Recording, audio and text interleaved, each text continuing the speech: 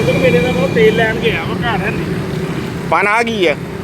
ਭਾਈ ਨੂੰ ਮੁੰਡੇ ਦਾ ਵਾ ਕਜ਼ਨ ਮੇਰੇ ਦਾ ਕਿਹੜੇ ਮੁੰਡੇ ਦਾ ਵਾ ਉਹ ਕਹਿੰਦਾ ਆ ਮਾਲਕ ਆ ਆ ਹੈ ਕੀ ਆ ਉਹ ਆਂਦਾ ਵਾ ਆਣ ਕੇ ਦੱਸ ਦਿੰਦਾ ਹਾਂਜੀ ਉਹ ਆਣ ਕੇ ਦੱਸ ਦਿੰਦਾ ਇਹ ਤੇਲ ਪਾਣ ਵਾਸਤੇ ਦਿੱਤੀ ਹੈਗੇ ਕਿਹੜਾ ਬੰਦਾ ਤੇਲ ਪਾਣਾ ਬਣਾ ਮੈਂ ਤੇ ਕੱਪੜੇ ਵਾਲਾ ਮੇਰੀ ਗੱਲ ਤੂੰ ਬਣਾ ਹਾਂਜੀ ਮੈਂ ਆ ਵੀ ਤੁਹਾਨੂੰ ਆ ਕੇ ਦੱਸਣਗੇ ਨਾ ਸਾਈਂ ਆ ਕੇ ਦੱਸਣਗੇ ਤੁਹਾਨੂੰ ਕਿਹਦੀ ਆ ਉਹਦਾ ਢੋਲਾ ਤੋਂ ਬੁਲਾ ਲੈਂਦਾ ਹਾਂਜੀ ਬੰਦਾ ਇਹ ਹੁਣ ਇੱਥੇ ਮਾਲਕ ਤੁਹਾਨੂੰ ਲੱਭਣਾ ਹੀ ਕੋਈ ਨਹੀਂ ਆ ਨਾ ਤੁਸੀਂ ਮਾਲਕ ਆ ਨਾ ਉਹ ਮਾਲਕ ਆ ਭਾਈ ਮੇਰੀ ਉਹ ਕਹਿੰਦਾ ਜੀ ਉਹ ਮਾਲਕ ਆ ਉਹ ਆ ਰਿਹਾ ਵਾ ਕਿੱਥੇ ਮਸ਼ੀਨ ਆ ਜਾਂਦਾ ਆ ਗਈ ਆ ਇਹ ਕਿਹੜਾ ਕੰਮ ਭਾਈ ਇਹ ਤੁਸੀਂ ਹੁਣ ਉਹਨੂੰ ਪੁੱਛੋ ਹਾਂਜੀ ਕਜ਼ਨ ਨਾ ਮੇਰਾ ਉਹ ਆ ਜਾਂਦਾ ਤੁਹਾਨੂੰ ਦੱਸ ਦਿੰਦਾ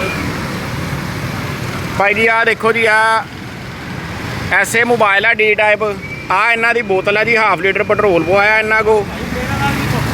ਆ ਭਾਈ ਆ ਇਹ ਆ ਜੀ ਸਾਡੀ ਵੀਡੀਓ ਦੇ ਕੇ ਮੇਨਾ ਵੀ ਧੋਖਾ ਹੋਇਆ ਠੀਕ ਆ ਜੀ ਆ ਭਾਈ ਆ ਖੜੇ ਆ ਜੀ ਆ ਦੇਖੋ ਜੀ ਆ ਵੀ ਆ ਭਾਈ ਕਹਿੰਦੇ ਜੀ ਮੈਂ ਮਾਲਕ ਨਹੀਂ ਐ ਆ ਕਹਿੰਦਾ ਜੀ ਮੈਂ ਮੁਲਾਜ਼ਮ ਆ ਤੇਲ ਪਾਇਆ ਤੇ ਜੀ ਇਹਨੇ ਤੇਲ ਪਾਇਆ ਵਾ ਆ ਬੋਤਲ ਆ ਤੇ ਹੁਣ ਦੇਖ ਲਓ ਜੀ ਕੀ ਕਰਨਾ